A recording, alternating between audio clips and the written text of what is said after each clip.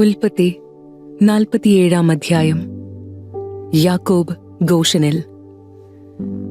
Joseph ഫറവോയുടെ അടുത്ത് ചെന്നു പറഞ്ഞു, കാനാൻ ദേശത്ത് നിന്ന് എന്റെ പിതാവും സഹോദരന്മാരും വന്നിട്ടുണ്ട്. അവരുടെ ആടുമാടുകളും അവർക്കുള്ള സകലതും കൂടെ കൊണ്ടുവന്നിട്ടുണ്ട്. അവരിപ്പോൾ ഗോഷൻ ദേശത്താണ്.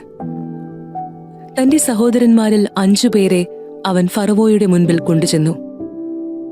അവന്റെ സഹോദരന്മാരോട് ഫറവോ ചോദിച്ചു, നിങ്ങളുടെ തൊഴിലെന്താണ്?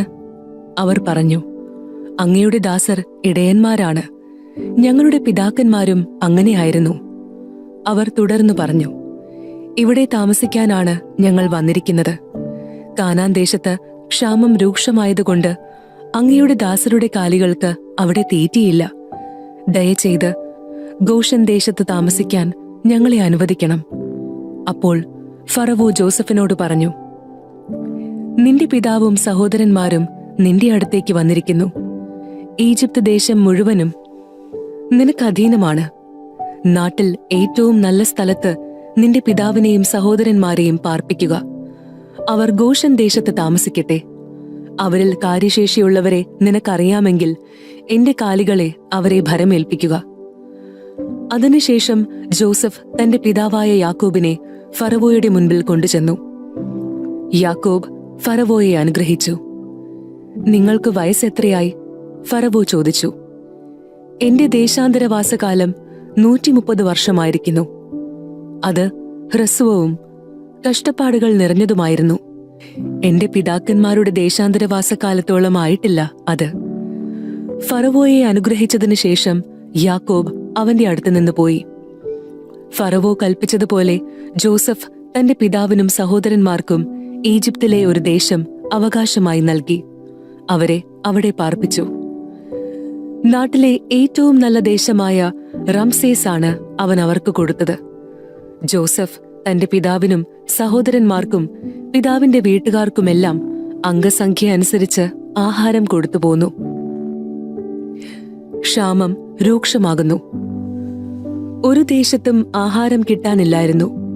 ക്ഷാമം അത്ര രൂക്ഷമായി.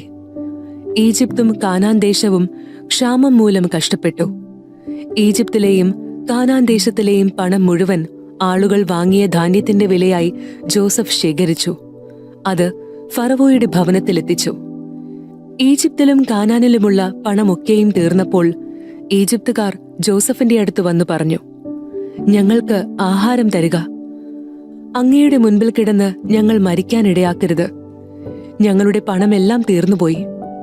ജോസഫ് പറഞ്ഞു, പണം തീർന്നെങ്കിൽ കന്നുകാലികളെ തരുക. കാലികൾക്ക് പകരമായി ഞാൻ ആഹാരം തരാം. തങ്ങളുടെ കന്നുകാലികളെ അവർ ജോസഫിന്റെ അടുത്ത് കൊണ്ടുവന്നു. കുതിരകൾക്കും ആടുമാടുകൾക്കും കഴുതകൾക്കും പകരമായി അവൻ അവർക്ക് ആഹാരം കൊടുത്തു. അവൻ അവരുടെ കന്നുകാലികൾക്കെല്ലാം പകരമായി അവർക്ക് 1 വർഷത്തേക്ക് ആഹാരം നൽകി. അടുത്ത വർഷം അവർ ജോസഫിന്റെ അടുത്ത് ചെന്ന് പറഞ്ഞു, പണം തീർന്ന കാര്യം യജമാനനിൽ നിന്ന് ഞങ്ങൾ ഒളിച്ചുവെക്കുന്നില്ല. ഞങ്ങളുടെ കന്നുകാലികളും അങ്ങയുടേതായി. ഞങ്ങളുടെ ദേഹവും നിലവുമല്ലാതെ ഞങ്ങൾക്കിനി ഒന്നും ബാക്കിയില്ലെന്ന് അങ്ങേക്ക് കാണാമല്ലോ. ഞങ്ങളും ഞങ്ങളുടെ നിലവും അങ്ങയുടെ കൺമുമ്പിൽ നശിക്കാതിരിക്കാൻ ഞങ്ങളെയും നിലത്തെയും വാങ്ങി പകരം ഞങ്ങൾക്ക് ആഹാരം തരിക. ഞങ്ങളും നിലവും ഫറവോയ്ക്ക് അടിമകളായിരുന്നു കൊള്ളാം. ഞങ്ങൾ മരിച്ചു പോകാതിരിക്കാനും നിലം ശൂന്യമാകാതിരിക്കാനും വേണ്ടി ഞങ്ങൾക്ക് ധാന്യം നൽകുക.